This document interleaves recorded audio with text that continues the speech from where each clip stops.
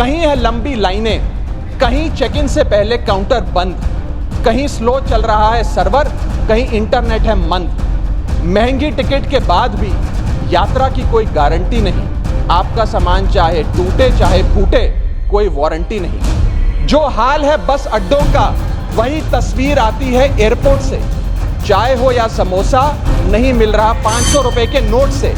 रोज फ्लाइटें रद्द हो रही हैं धमकी बम विस्फोट से। आखिरी में सर, कब तक आम आदमी मरता रहेगा एयरपोर्ट की छत गिरने की चोट से? जनता की मुश्किलें तो पल भर में मिट जाएं अगर सरकार को फुर्सत मिल जाए चुनाव या वोट से। मैं इस देश के आम हवाई यात्री का दर्द आप सबके सामने रखना चाहूंगा। सर, वादा था कि हवाई चप्पल वालों को हवाई जहाज की सैर कराई जाएगी। आलम यह है सर कि बाटा कंपनी का जूता पहनने वाला भी आज हवाई जहाज की टिकट नहीं खरीद पा रहा है। Economy class is no more economical sir. मैं आज इस सदन में बहस पे आने से पहले अपने फोन पर फ्लाइट के रेट चेक कर रहा था सर। अगर कल मुझे दिल्ली से बंबई जाना हो तो टिकट 14,000 रुपए की है, वन वे की सबसे सस्ती टिकट। दिल्ली से पटना जाना हो तो 12,000 रुपए की टिकट, दिल्ली से बैंगलोर जाना हो तो 16,000 रुपए की टिकट। और सर वो छोड़िए, संडे के दिन यानी कि परसों मैं अपने क्षेत्र पंजाब से दिल्ली आया, मोहाली एयरपोर्ट से चंडीगढ़ एयरपोर्ट से मैंने फ्लाइट ली और दिल्ली पहुंचा। उस फ्लाइट की टिकट 14,500 रुपए की थी। हम सांसदों को तो फ्लाइट की रीइंबर्समेंट मिल जाती है सर, आप उस आम नागरिक का सोचिए जो इस स्काई रॉकेटिंग एयर प्राइसेस से जूझ रहा है। और एक और दिलचस्प चीज है, एक ही सेक्टर की, एक ही दिन की सेम एयरलाइन जो अलग अलग समय पर उड़ती है, उसके भी रेट अलग है। आपको सुबह 10 बजे दिल्ली से बंबई जाना, उस एयरलाइन से उस तारीख पे आपको एक रेट मिलता है। 2 बजे की दोपहर की टिकट लेते हैं उसी एयरलाइन पे, उसी दिन पे वो उससे दोगुनी हो जाती है। न जाने क्या लॉजिक है सर। हमें इस देश में एयर यात्रा को लग्जरी ट्रैवल नहीं बताना सर, आम ट्रैवल बनाना है जैसे कि ट्रेन का है। और सबसे बड़ी बात सर, इस देश में जहाज में उड़ना और जहाज में उड़ के अपनी मंजिल तक पहुंचना आज भी इस देश की बहुत बड़ी आबादी के लिए एक सपना है। अगर ट्रैवल की रफ्तार बढ़ेगी तभी इस देश की रफ्तार बढ़ेगी। सर, दूसरा दर्द जो इस देश का आम आदमी रोज उससे जूझ रहा है वो है ओवर क्राउडेड एयरपोर्ट्स। सर, आज हमारे देश के एयरपोर्ट्स बस अड्डे जैसे बन गए हैं। बस अड्डों से बदतर हालत, बदतर व्यवस्था देश के एयरपोर्ट्स पर है सर।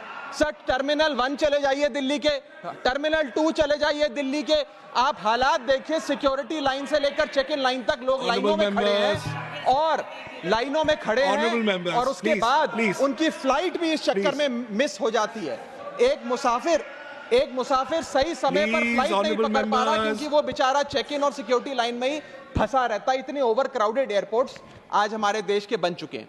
सर, आज यात्री का तीसरा दर्द, Honorable members, please let the honorable members speak. Please. Sir, बोलने दीजिए। No, honorable members, please, honorable members. माननीय सदस्य, मेरा समय जा रहा है। Please let him speak. Sir, आज एयरपोर्ट्स पर खाना इतना महंगा है, बाजार के मुकाबले 2 गुना 3 गुना दाम है। एक साधारण सी पानी की बोतल जो 20 रुपए की बाजार में मिलती है, वो एयरपोर्ट के भीतर जाकर फूड आउटलेट पे 100 रुपए की मिलती है। आज यात्री जो इंतजार कर रहे हैं अपनी फ्लाइट का, वो पानी पीकर पेट भर रहा है कि कहीं 250 रुपए की चाय और 350 रुपए का समोसा ना खरीदना पड़ जाए। बताइए सर, एक आम आदमी एयरपोर्ट पर अपने जहाज का इंतजार करते हुए क्या एक चाय नहीं पी सकता?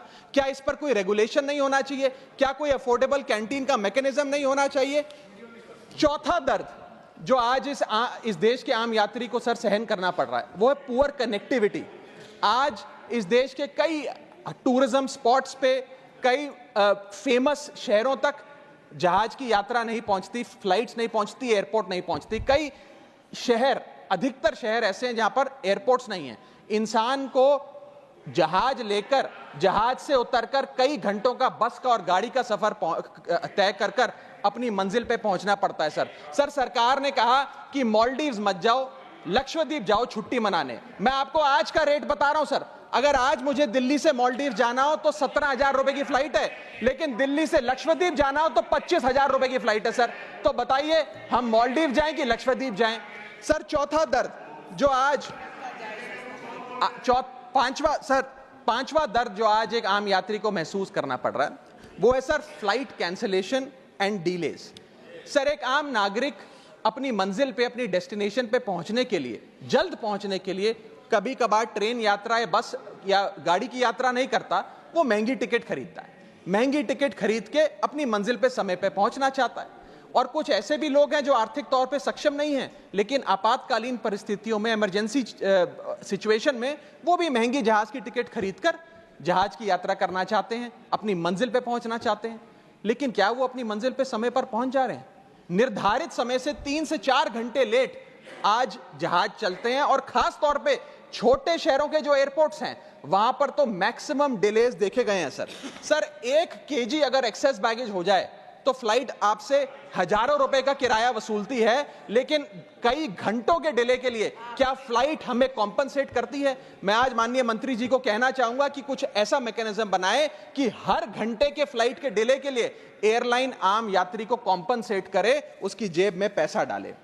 इसी के साथ साथ हर महीने एक चार्ट जारी होना चाहिए कि किस सेक्टर की कौन सी एयरलाइन ने कितने घंटे का डिले, किस सेक्टर की कौन सी एयरलाइन ने कितने घंटे का डिले यात्रियों को दिया। और इसी के साथ साथ सर छठा दर्द जो आज के भारत देश के आम यात्री को महसूस करना पड़ रहा है सर, वो है लैक ऑफ अफोर्डेबल ऑप्शंस।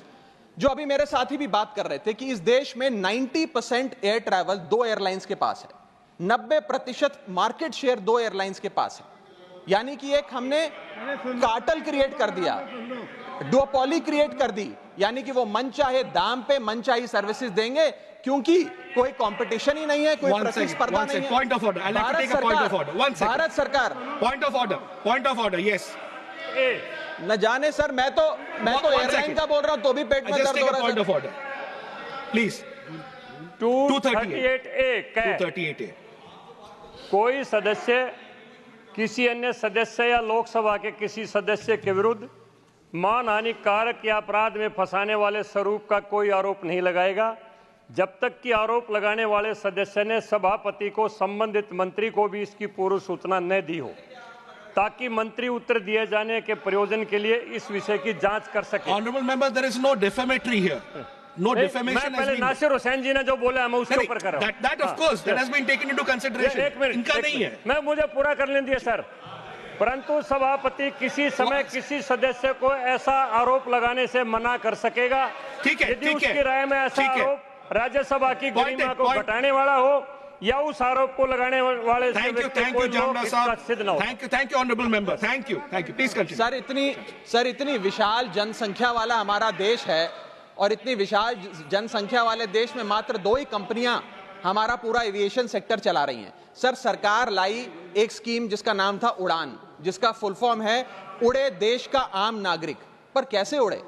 ना फ्लाइट के उड़ने के ऑप्शन है, ना अफोर्डेबल टिकट है, ना फ्लाइट सही समय पर चलती है, तो कहां उड़े, कैसे उड़े? और सबसे बड़ी बात सर, जब से ये उड़ान स्कीम आई है एक धारणा एविएशन सेक्टर में बनी हुई है कि जैसे ये स्कीम लागू हुई 2 एयरलाइन बंद हो गई, जेट एयरवेज और गो एयर, और तीसरी स्पाइस जेट बंद होने की कगार पे खड़ी है। तो अब लोग ये भी कहने लग गए हैं कि शायद उड़ान स्कीम एक बहुत बड़ा अपशगुन थी। और इसी के चलते आज हमारा देश का आम नागरिक प्लेन से वापस ट्रेन पे जा रहा है। सर मेरा 7वां दर्द बैगेज चार्जेस और बैगेज डिलेज। सर अगर आपका 1 केजी बैगेज ओवरवेट हो जाए तो हजारों रुपए एयरलाइन आपसे एक्सेस बैगेज के चार्जेस वसूल लेती है। यहां तक कि कुछ लोग अब अपना सामान एयरपोर्ट पर फेंक के चले जाते हैं बिकॉज उनके सामान में पड़ी वस्तुएं इतनी महंगी नहीं है जितना बैगेज चार्जेस एयरलाइन ले लेती हैं। और बैगेज के डिलेज देखिए सर, लंबा आपको इंतजार बैगेज बेल्ट पे करना पड़ता है कि कब हमारा बैग आएगा। जब स्क्रीन पर देखते हैं तो स्क्रीन पर लिखा आता है बैगेज ऑन बेल्ट, लेकिन बैगेज ऑन बेल्ट नहीं होता, सिर्फ 2-3 बिजनेस क्लास पैसेंजर्स का बैग आता है और न जाने कितने मिनट एक आम नागरिक को इंतजार करना पड़ता है इस एक्सेस डिले के लिए। या इसको एक स्टैंडर्डाइज करने के लिए कोई प्रोसीजर सरकार को बनाना चाहिए। सर मेरा 8वां दर्द मैं समाप्त कर रहा हूं सर 8वां दर्द heavy car parking charges eight airport. Sir आज आप एयरपोर्ट्स पर पार्किंग का ठेका किसी एक कंपनी को दे देते हैं और वो मनचाहे दाम वसूलती है। खास तौर पे छोटे एयरपोर्ट्स पे 200-250 रुपए प्रति घंटे की कार पार्किंग चार्जेस देनी पड़ते हैं। आज आप दिल्ली के एयरपोर्ट चले जाइए, 220 रुपए प्रति घंटा गाड़ी का चार्ज लगता है, और अगर आपने कोई कैब टैक्सी बुक कर ली तो उसका भी मोटा बिल आता है, क्योंकि वो टैक्सी वाला भी expensive car parking charges, airport charges अपने बिल में जोड़कर आपको देता है। सर, ये था दर्द फ्लाइट में चढ़ने से लेकर फ्लाइट में उतरने का। मैं अंत में चार पंक्तियां सुनाकर अपनी वाणी को विराम दूंगा, और आज इस देश के आम नागरिक, आम यात्री का दर्द इन पंक्तियों में आप तक पहुंचाने की कोशिश करूंगा। कहीं है लंबी लाइनें, कहीं चेक इन से पहले काउंटर बंद, कहीं स्लो चल रहा है सर्वर, कहीं इंटरनेट है मंद। महंगी टिकट के बाद भी यात्रा की कोई गारंटी नहीं, आपका सामान चाहे टूटे चाहे फूटे, कोई वारंटी नहीं। जो हाल है बस अड्डों का, वही तस्वीर आती है एयरपोर्ट से। चाय हो या समोसा, नहीं मिल रहा 500 रुपए के नोट से। रोज फ्लाइटें रद्द हो रही हैं धमकी बम विस्फोट से। आखिरी में सर, कब तक आम आदमी मरता रहेगा एयरपोर्ट की छत गिरने की चोट से? जनता की मुश्किलें तो पल भर में मिट जाएं अगर सरकार को फुर्सत मिल जाए चुनाव या वोट से। Thank you.